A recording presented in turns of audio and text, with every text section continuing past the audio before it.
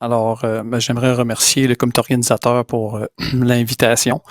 Donc, la présentation que je vais vous faire, c'est un petit peu l'histoire de l'entreprise chez nous au niveau de l'irrigation. Dans le fond, peut-être un petit avis, dans le fond, aux gens qui vont m'écouter aujourd'hui.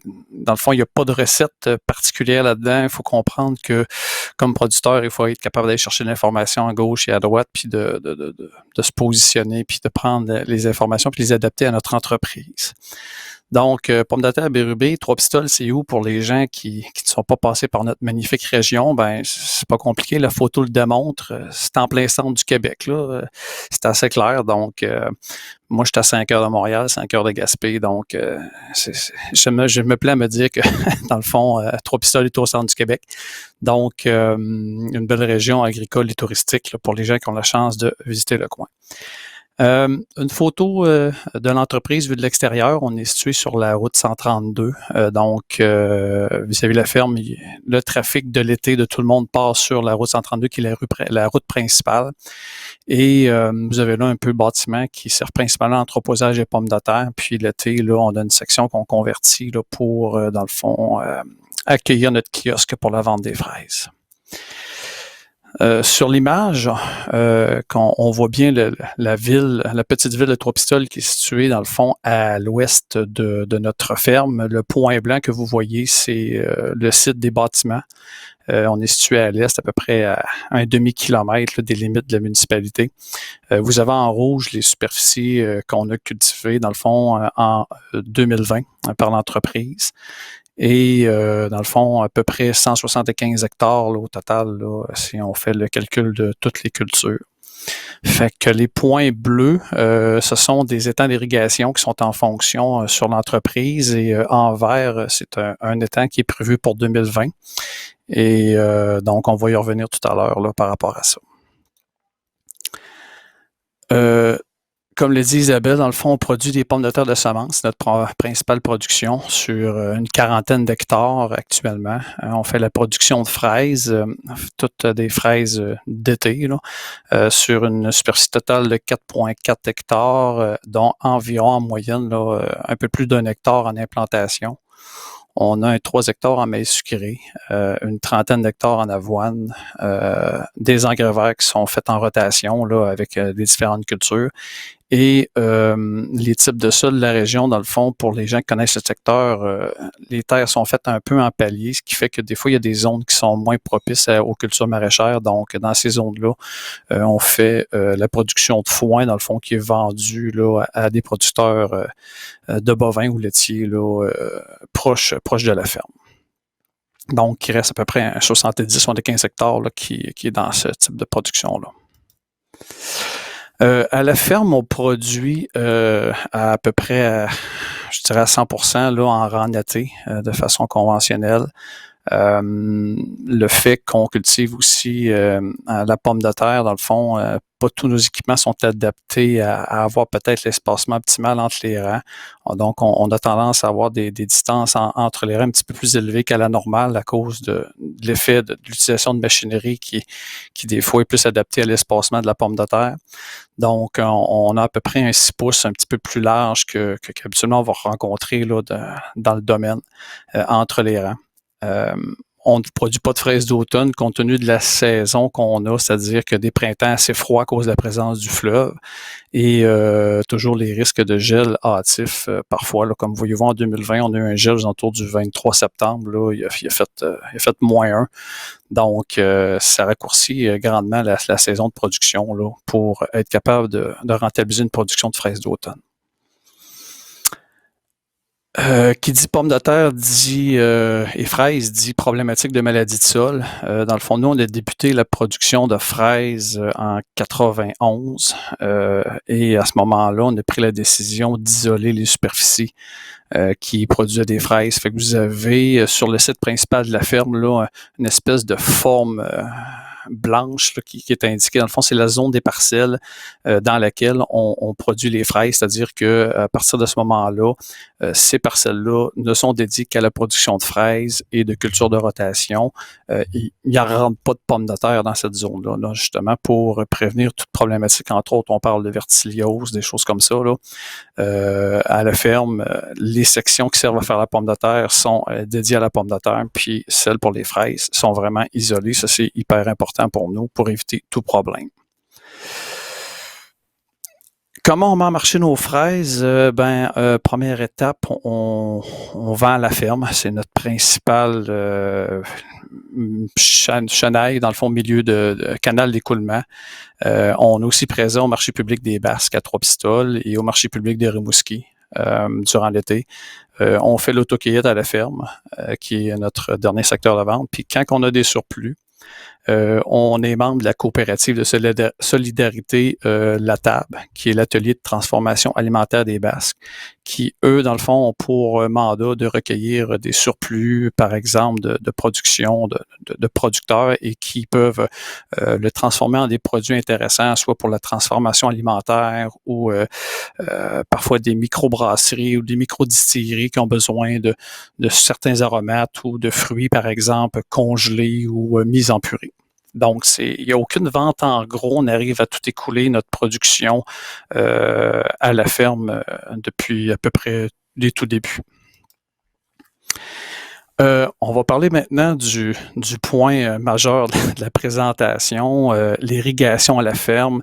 Nous, on est situé dans un type de sol très sablonneux. Dans le fond, là, ce sont des anciennes plages qui datent d'il y a très longtemps. Là. Dans le fond, nos terres ont déjà été recouvertes il y a très, très longtemps par la mer de Goldwig. Et dans le fond, avec le retrait de la mer, éventuellement, ça a créé des plages. Puis on se situe sur une bande qui a déjà été historiquement une plage. Et dans le fond, c'est très sableux. Lorsqu'on fait une granulométrie des sols, on est souvent à des teneurs en sable de 85%. Donc, vous comprendrez que la réserve en eau au niveau des sols est pas très élevée. Donc, c'est pour ça que maintenant, en date d'aujourd'hui, 90% des superficies qu'on fait en pommes de terre sont irriguées. 100% maïs sucré le sont aussi, puis 100% des superficies en fraises sont irriguées. Sinon, ça a des impacts assez majeurs si on n'arrive pas à atteindre ces niveaux-là de protection au niveau de l'irrigation. Une première question Mentimeter, fait que vous allez avoir quelques diapos pour essayer de trouver la bonne réponse. Selon vous, quel est le coût d'aménagement d'un étang d'irrigation? Parce que nous, c'est le choix qu'on a fait, puis je vais l'expliquer dans les prochaines diapos un petit peu pourquoi. Est-ce que c'est A de 0,75 à 1,25 du mètre cube de réserve, en B, 1,25 à 2,5 du mètre cube, en C, 2,5 à 3,75 du mètre cube, ou plus de 3,75 du mètre cube. Donc, vous avez quelques diapos pour répondre. On regardera le résultat tout à l'heure avant de donner la réponse. Donc, dans la pomme de terre, même si le sujet est les fraises, je prends quelques secondes pour vous mentionner que nous, le système d'irrigation qu'on a choisi, ce sont des enrouleurs avec canon asperceur pour l'instant. Pourquoi les enrouleurs avec canon? Ça vient du dimensionnement des parcelles qu'on a, surtout au niveau de la forme, étant donné que différents cours d'eau, ruisseaux, rochers viennent un petit peu briser l'uniformité des parcelles. On a souvent des géométries variables. Donc, c'est l'équipement qui, à notre avis, répondait le plus à nos besoins en termes de design puis de manœuvrabilité là, de ce côté-là. L'autre aspect aussi, c'est qu'on fait une rotation d'une année sur 3 en pommes de terre. Donc, d'investir dans des systèmes permanents avec le type de rotation qu'on fait, puisqu'on fait de la semence, pour assurer une qualité de la semence, c'était le choix vers lequel on s'est orienté. Au niveau du maïs sucré, on utilise un système d'irrigation avec tuyaux d'aluminium et sprinkler, comme vous pouvez le voir sur l'image que là. On a de la tuyauterie, des sprinklers pour irriguer jusqu'à 5 hectares et demi à la fois, tout dépendant de la distance qu'on est du champ. Donc, c'est sûr, plus on est loin, plus on va réduire notre capacité d'irrigation, parce que dans le fond, on transfère des bords qui auraient pu irriguer dans le champ pour faire le transport de l'eau. Mais c'est le système qu'on utilise. En réalité, on a récupéré le système qu'on avait dans la production de fraises, car on a commencé en 91-92. On avait commencé l'irrigation à l'aide à l'aspersion basse là, avec des sprinklers de cette façon-là, là, qui était notre système d'irrigation à l'époque au début de nos activités. Au niveau des fraises, on est maintenant 100% goutte à goutte. Donc, on a fait la transition au niveau du goutte à goutte au début des années 2000. On a commencé tranquillement, comme tout le monde. Tu sais, on fait un essai, on va essayer un acre, on va essayer un hectare, on s'en va tranquillement comme ça. Puis là, maintenant, on se rend compte que, ben écoute, c'est merveilleux. Donc, on a fait la transition, je vous dirais, c'est un horizon de 3 ans. On est passé de aucune superficie en goutte à goutte à l'ensemble des superficies cultivées en fraises au goutte à goutte. Seule exception, ce sont les années où on est en implantation, c'est-à-dire qu'après la plantation des fraises, on va utiliser quand même le système avec sprinkler pour permettre une meilleure édification, une meilleure reprise et enracinement des plants. Lorsque l'enracinement est adéquat, ben là, à ce moment-là, on pallie seulement avec le système de goutte à goutte. Donc, tout à l'heure, je vous parlais des étangs. C'est ça. Nous, on a fait le choix de faire des étangs parce qu'il n'y a pas de, malgré qu'il y ait la présence de cours d'eau sur l'entreprise, il n'y a pas de volume d'eau suffisant présent à l'étiage pour permettre un pompage suffisant en termes de volume d'eau. Et donc, c'est la raison pour laquelle on a choisi de faire des étangs. On a aussi fait un choix de multiplier le nombre d'étangs, c'est-à-dire qu'on a réduit un petit peu la taille des étangs pour avoir plus d'étangs et d'être le plus près possible de nos champs pour diminuer, dans le fond, le transport de l'eau entre l'étang et les champs et les points d'irrigation. Donc, c'est la philosophie qu'on a décidé de prendre. Et puis, dans le fond, c'est un peu une façon détournée d'économiser du diesel. Donc, quand il faut que tu pousses, par exemple, de l'eau sur une très longue distance, ben, à un moment donné, ça te prend quand même de l'énergie. Donc, sur le moyen et long terme, nous, on estime que, même moyen terme, on estime que, dans le fond, la rentabilité revient assez vite d'avoir, par exemple, aménagé deux étangs de dimension moyenne plutôt qu'un très grand étang là, de ce côté-là. Donc, vous avez sur la photo, dans le fond, les 7 étangs qui sont en activité, puis un déjà prévu pour 2020, puis je vous dirais qu'aujourd'hui, je referai pour la présentation. Il y aurait déjà un deuxième projet là, pour un autre étang supplémentaire là, dans la zone. Les étangs sont de forme variable, sont de dimension variable chez nous. On retrouve 2 types, c'est-à-dire ça, c'est le premier type où on creuse puis rapidement on obtient le schiste, dans le fond, le tuf comme on appelle. Donc, tout dépendant de la dureté, c'est facile. Il peut être assez friable qui nous permet de descendre quand même passablement. Dans d'autres cas, on va prendre une plus grande superficie ouverte avec une profondeur moindre pour nous permettre d'obtenir le volume. Donc, ça, c'est le scénario le plus rare, mais qu'on va rencontrer. On a 2 étangs qui sont un petit peu de ce type-là. Ce qu'on va rencontrer le plus souvent chez nous, ce sont, un exemple, ça c'était un étang qui était en aménagement cet automne, là, au mois de novembre, là, qui a une dimension d'environ 30 mètres par 30 mètres par 3 mètres de profond. Là, il est en aménagement à ce moment-là. Souvent, ce qu'on va retrouver, c'est qu'au niveau des sols, on a une couche de sable, de sol sableux et d'épaisseur variable qui peut varier de environ 3 pieds jusqu'à 9 pieds, tout dépendant des endroits. Et on finit toujours par se retrouver sur de l'argile. Dans le fond, c'est des anciens fonds marins, là, comme j'expliquais tout à l'heure. Là, historiquement, à la fonte glaciaire, la région était, dans le fond, sous l'eau. Donc, c'est des anciens dépôts marins là, qui sont là présents. Donc, au niveau de l'étanchéité des étangs, puis ça nous évite d'avoir à faire du transport, puis ça facilite l'étanchéité. Et souvent, ce qu'on va retrouver, dépendant où on va aménager nos étangs, on a la chance d'avoir de l'eau qui s'écoule sur la couche d'argile puis qui alimente les étangs. Donc, certains des étangs qu'on a déménagés ont des recharges parfois un petit peu même surprenantes au début du pompage. Fait qu'on va être rendu à pendant le fond, la réponse de notre première question, qui était le coût moyen par mètre cube. Donc, on a une majorité de gens qui pensent que c'est entre 2,50 et 3,75. On a un autre groupe qui pense que c'est entre 1,5 et 2,50. J'aimerais bien être d'accord avec celui ou celle qui a dit que c'était entre 75 cents et 1 pièce et 25. La réalité chez nous, c'est plutôt entre 1,5 et 2,50. J'en profite pour vous donner l'information que l'hiver 2020, on a fait une enquête chez les producteurs de pommes de terre dans le Bas-Saint-Laurent. Voir quel était le coût d'aménagement des producteurs. Fait qu'on s'est servi des factures que les producteurs ont bien voulu nous transmettre. On a évalué les volumes d'eau.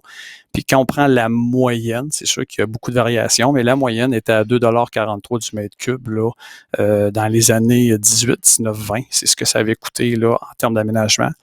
Dans mon cas personnel, on tourne aux alentours d'une pièce 80, pièce 75, pièce 80 du mètre cube, là, les derniers aménagements. C'est sûr qu'en faisant des étangs de plus petite dimension, on a moins de matériel à déménager. Donc, au lieu d'avoir des fois 2 pelles ou 2 pelles avec un boule ou un loader pour transporter le matériel, on économise un petit peu de ce côté-là. Au niveau des fraises, bon, comme je le disais, 100% des superficies sont en goutte à goutte. Nous, ce qu'on fait, c'est que l'enfouissement du goutte à goutte se fait à la plantation sous le rang. Donc, après ça, on est comme en bon québécois, on n'est plus bordé des tuyaux d'irrigation. Et ça nous permet, dans le fond, de faire le sarclage durant l'année d'implantation sans problème. Puis, à ce moment, l'eau, les engrais, quand on fait la fertigation, est directement au niveau des racines. Donc, on n'a pas de tuyaux à replacer après la rénovation ou enlever avant la rénovation. Donc, c'est pour ça qu'on a fait ce choix-là. Comme je le disais, l'année d'implantation, on va combler les besoins d'apport par aspersion. Et puisqu'on fait du goutte à goutte, bien sûr, on procède à la fertigation dans tous nos champs de fraises. Donc, vous avez là un petit peu, là, c'est comme on dit, on s'adapte avec l'équipement qu'on a. Notre planteur a un rang. On déroule le ruban qui va, malheureusement, j'ai pas de photo d'assez proche, mais le ruban va passer dans un tuyau entre les mains qui tiennent les plants à l'intérieur de la charrue, qui ouvre le rang dans le fond, et est déroulé de cette façon-là. Fait qu'au fur et à mesure que la plantation se déroule, le goutte à goutte est enfoui au niveau du sol. Par la suite, dépendant de l'aménagement, dimension des champs, soit que l'approvisionnement en eau arrive au bout du champ ou au milieu du champ, comme on le voit là. Nous, ce qu'on aime bien faire, c'est de ne pas laisser le main sur le sol. Donc, on creuse une tranchée dans laquelle on va enfouir le main, puis on va faire les connexions. Donc, qu'est-ce qu'on utilise? L'avantage d'être un producteur de pommes de terre, on est allé sur la digue de roche, puis la seule qui nous reste, on est allé chercher le vieux renchausseur à patates de mon grand-père. Et je vous dirai pas quel âge qu'il a. Je parle du renchausseur. Donc, on utilise un vieux renchausseur, on creuse la tranchée simplement avec ça, et puis après ça, on installe le main comme on le voyait sur cette photo-là, et puis on fait les branchements, soit de chaque côté ou au bout du tuyau de cette façon-là. Pourquoi on le fait? C'est que, dans le fond, ça évite quand on passe au niveau du champ, les traitements, les arrosages, rénovations, on a moins de décrochement du ruban goutte à goutte au main que si on laissait le main à la surface. À chaque fois qu'on le laissait à la surface, ça nous a causé beaucoup plus de problèmes qu'autre chose. La profondeur, c'est environ à peu près 2 pouces, 2 pouces et demi que le ruban se retrouve là. Ça, c'est une photo que j'ai prise suite à l'implantation. J'ai déterré pour présenter un petit peu la profondeur. Comme vous pouvez voir, là, c'est assez sablonneux, là. C'est du sable souvent assez fin aussi, là, quand même, par contre. Mais comme je le mentionnais, c'est 80-85% de sable absolument dans les granulométries là, qu'on fait. Donc, la réserve en eau facilement utilisable là, est pas nécessairement élevé dans le type de sol qu'on a. On utilise du goutte à goutte de 10 millièmes d'épaisseur. Pourquoi? C'est que ça diminue beaucoup. Avec les tests qu'on a faits, là, on a déjà essayé 8 millièmes, 5 millièmes. On a fait différents tests. Puis, dans le fond, quand c'est trop mince, il y a toujours une petite roche manée qui apparaît puis qui vient percer ton goutte à goutte que tu enfouis dans le sol. Donc, ça coûte plus cher, mais beaucoup moins de pertes puis beaucoup moins de réparation à faire en prenant un petit peu plus épais. Fait que c'est pas très long là, que c'est rentable d'utiliser un petit peu plus épais. Donc, on prend du 10 millième à 8 pouces d'espacement compte tenu du sol sec. Dans des sols plus rocailleux, parce qu'on a quelques petites sections qui sont assez rocailleuses, on a fait des tests en enfouissant du 15 millième. Ça fait le travail, mais dès qu'il y a moindrement de roche, c'est beaucoup plus difficile. Là, on a beaucoup plus de bris puis de pertes. Donc, dans ces sols-là, on a plus tendance à laisser les rubans sur le rang à ce moment-là, mais ça représente peut-être à peu près 10% là, de l'ensemble de la superficie qu'on fait. On irrigue, on a 2 pompes pour irriguer toutes ces superficies-là avec des moteurs 5 forces à essence. On a les filtres Amiad 3 pouces qu'on utilise. À peu près tout l'eau qui est amenée au champ est sur le 2 pouces, même affaire au niveau des mains. Et malgré que la pompe, le système pourrait fournir une plus grande superficie, on ne dépasse jamais 0,5 hectares par section d'irrigation pour s'assurer de du volume d'eau, de la pression, tout ça. Des fois, tu as des micro-fuites que, étant donné que le goutte à goutte est enfoui, c'est difficile à identifier. Donc, ça nous permet une marge de sécurité, là, puis que, dans le fond, toutes les rangées, tous les plants ont suffisamment d'eau. Bon, je l'ai mentionné, c'est très sablonneux. Nous, dans le fond, on a adapté la régie d'irrigation avec des tensiomètres. Là, à un moment donné, on a pris le temps de vérifier combien de temps ça prenait au niveau de l'eau à atteindre la fin de la zone racinaire. Fait que je vais y revenir tout à l'heure. On vise toujours un minimum de 10 livres de pression à l'entrée du champ, là, en moyenne. Là. Fait que, dans le fond, on a des manomètres dans tous nos champs qui sont plus grands que 0,25 hectares à l'entrée du champ pour valider la pression. Et même malgré que c'est dispendieux, on a des filtres supplémentaires de rechange, ce qui fait que quand on a besoin de nettoyer un filtre, c'est pas très long. On met un qui est déjà nettoyé, c'est reparti, puis l'autre, on le laisse tremper pour le nettoyer. Il peut se faire quand tu as une minute, tu n'es pas pressé, puis tu perds pas de temps d'irrigation parce que tu nettoies un filtre au niveau de ton système. Donc, les tensiomètres, c'est le principal outil qu'on a utilisé dans les fraises depuis quelques années. Ça, c'est une photo dans les pommes de terre, mais depuis quelques années, on les a pas réutilisés. On est venu à la conclusion dans le fond, que le tensiomètre nous a permis d'évaluer pas la fréquence, mais la durée d'irrigation. Et les conditions météo des dernières années, ben c'est tellement sec que quand on commence à irriguer, il n'y a pas une journée qu'on n'a pas pensé de ne pas irriguer, là, parce que dans le fond, avec le type de sol qu'on a, ça prend de l'eau à tous les jours. Donc, habituellement, on débute l'irrigation vers la fin mai, dans les derniers jours de mai.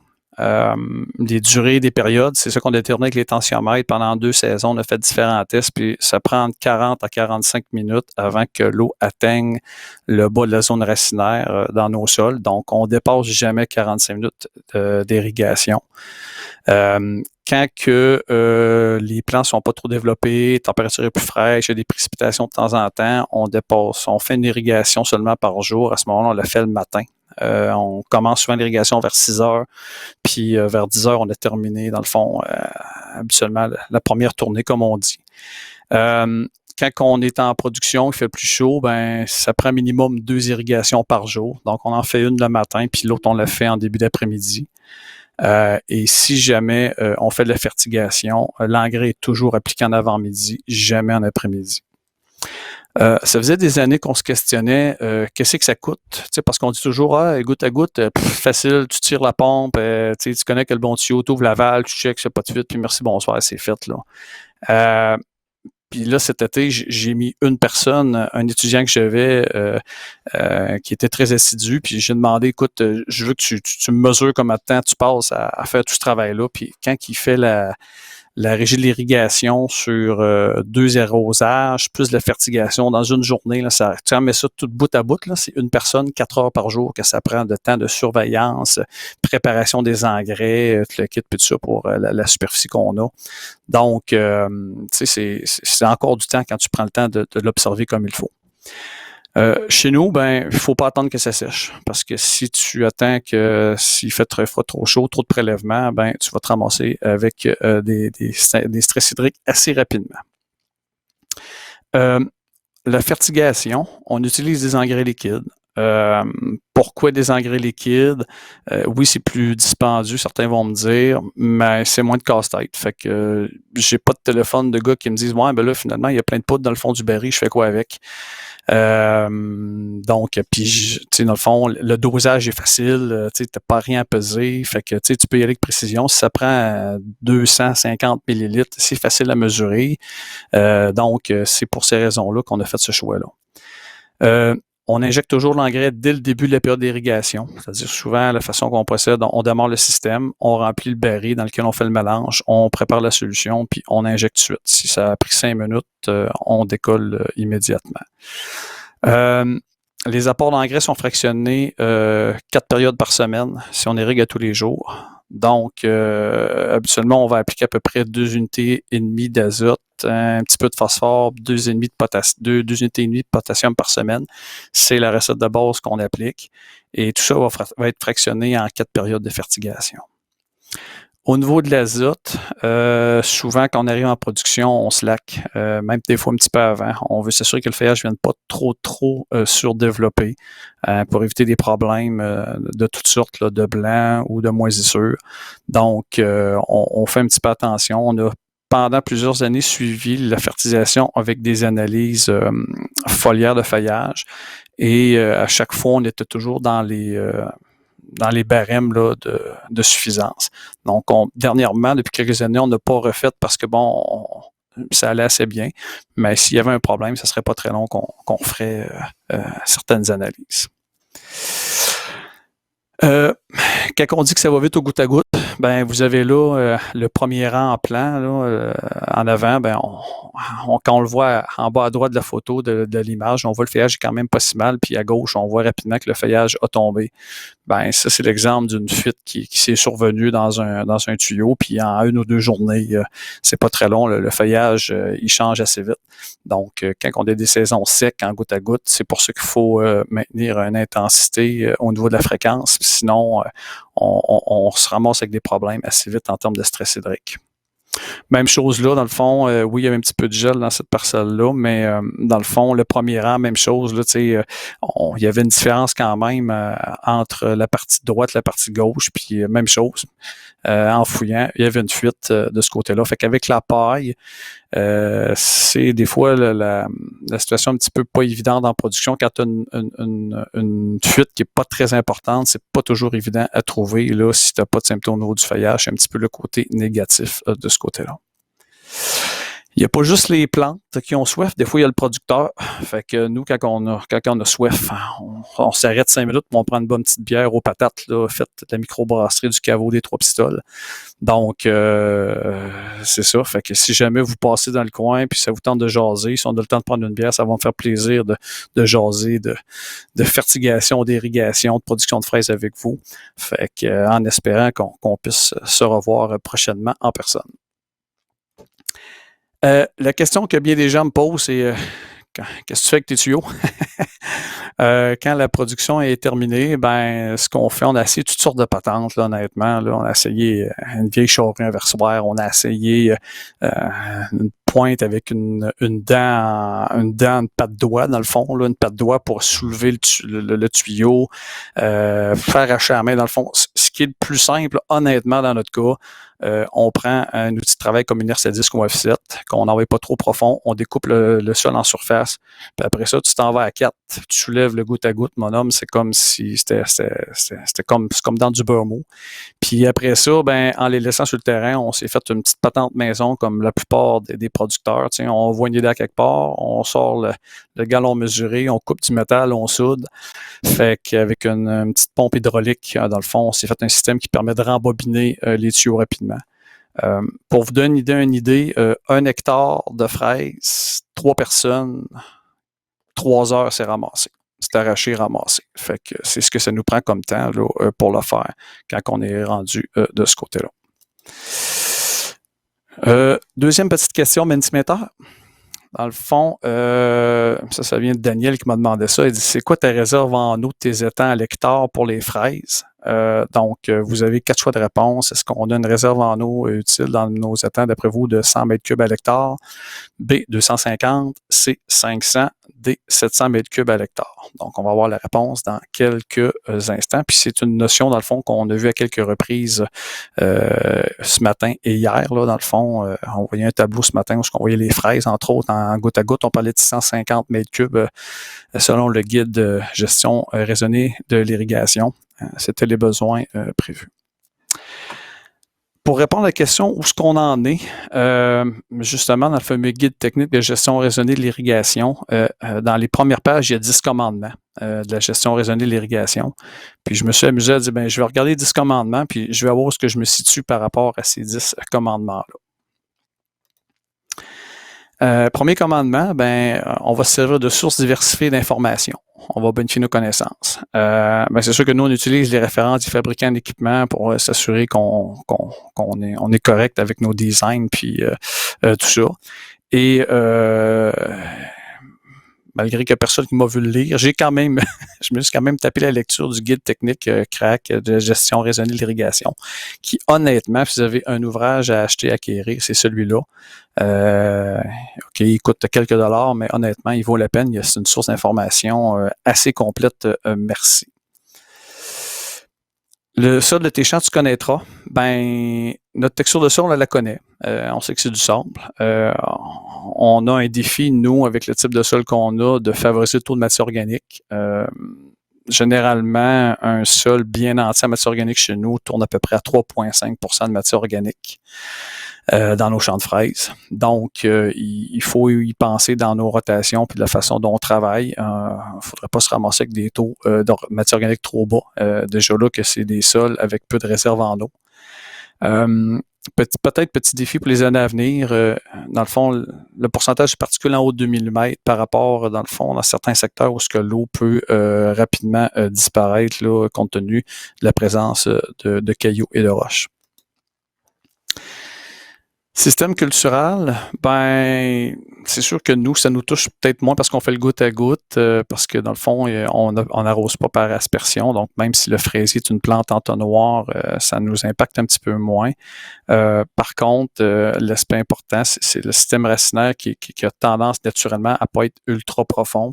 Donc, favoriser son enracinement, c'est quelque chose qu'il faut avoir en tête et que sûrement, il faut améliorer pour essayer d'augmenter notre capacité de réserve en eau.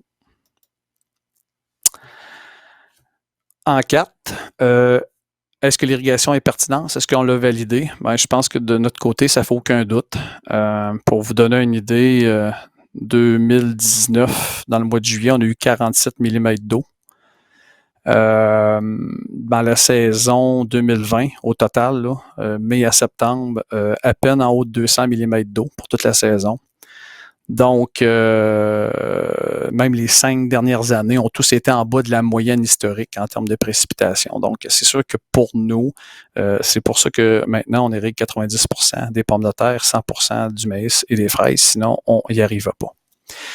Donc, on a inséré le goutte à goutte pour un meilleur synchronisme. On est capable d'adapter la fertilisation. Pour nous, ça a augmenté le rendement. On estime qu'il y a à peu près 25% d'augmentation de rendement là, avec le goutte à goutte par rapport à l'aspersion. Et puis, c'est sûr que ça a changé un peu la distribution du besoin de main-d'œuvre. Fait qu'on serait rendu à la réponse de la deuxième question. Donc, la majorité des gens pensent qu'on a à peu près 500 mètres cubes à l'hectare de réserve utile en eau. Donc, on va aller voir la réponse. Dans le fond, on a une réserve disponible, on l'a au 5e PICO de 680 mètres cubes à l'hectare pour les fraises au niveau de notre installation. Ça tient pas compte de la recharge par contre, c'est la réserve vraiment des étangs. Donc, nous, dans le fond, on a, depuis 2018, ajouté 5 étangs d'irrigation. Les 7 étangs ensemble représentent une réserve totale de 32 000 m3. Et on a une recharge potentielle, c'est pas tout dans les étangs, là, mais sur l'ensemble des étangs d'à peu près 10 000 m3. Entre autres, j'ai un étang qu'on a creusé en 2017 qui, dans le fond, a une recharge assez impressionnante qu'on est capable de, dans le fond, le vider 5 fois puis se recharge. Mais ça, c'est une exception. Il faut que tu mettes ça dans les annales des records. Il ne faut pas sous-estimer la distance de la source en eau, jamais, parce que ça a des frais en tuyauterie, des frais en déplacement, des frais en aménagement, des frais en énergie pour pomper. Donc ça, c'est de quoi pour ça que nous, on a multiplié le nombre d'étangs, pas nécessairement par leur grosseur, mais par leur nombre. Et l'eau il y a 3 étangs qui ont l'eau été analysée en 2020. Ce qu'on a soulevé, c'est un petit peu le pH qui est un petit peu plus élevé, mais pour le reste, la majeure partie des critères étaient dans les normes qu'on pouvait rencontrer. Donc, pour le reste, on n'avait pas eu de grand... Bon, on a eu même une surprise de voir que la qualité était même meilleure qu'on s'attendait. Mais on va refaire d'autres analyses quand même pour s'assurer que ça soit vraiment représentatif. Le bon système d'irrigation que tu choisiras, ben nous autres, goutte à goutte, c'est sûr qu'on ne revient pas en arrière. Aujourd'hui, on est très content parce qu'on aurait pu se départir de notre système de sprinkler il y a à peu près 8 ans. Puis dans le fond, on est bien content de ne pas s'en être départi parce qu'il y a 8 ans, on n'irriguait pas le maïs. Puis aujourd'hui, on ne fera pas de maïs si on ne l'irrigue pas. Donc, si on s'était départi de notre vieux système, ben ça aurait probablement coûté plus cher se rééquiper. Puis, il ne faut pas avoir peur d'utiliser 2 systèmes dans la même parcelle au besoin parce que tu peux avoir des besoins différents à combler. Des outils d'aide à décision, tu adopteras. On a des tensiomètres hérométeurs qu'on utilise par-ci, par-là. Et en 2020, on a acquis un kit de sonde TDR avec un acquisiteur de données. L'objectif, c'est de travailler un bilan hydrique afin de bonifier notre gestion, puis bien identifier la réserve en eau utile qu'on peut avoir dans les sols qu'on a chez nous. Une consigne adéquate de déclenchement d'irrigation, tu détermineras, comme 8e commandement. Ben, nous, on a évalué que dans nos fraises, dans le type de ce qu'on en était, la consigne était entre 12 et 15 centibars. C'est sûr que si tu as besoin de fertiguer, des fois, peut-être la consigne n'est pas atteinte, mais tu vas vouloir amener des éléments fertisants. On va quand même irriguer à ce moment-là, mais avec le plus court laps de temps possible au niveau de l'irrigation.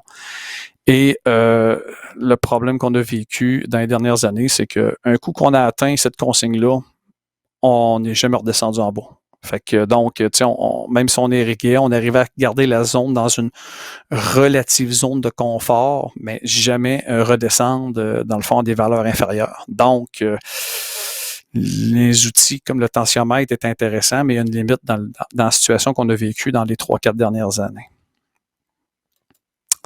Performance du système d'irrigation, ben ici, dans notre cas, on a du travail à faire. Honnêtement, on n'a jamais mesuré la pression sur les lignes de goutte à goutte. On n'a jamais mesuré le débit réel. On a toujours travaillé avec le débit théorique.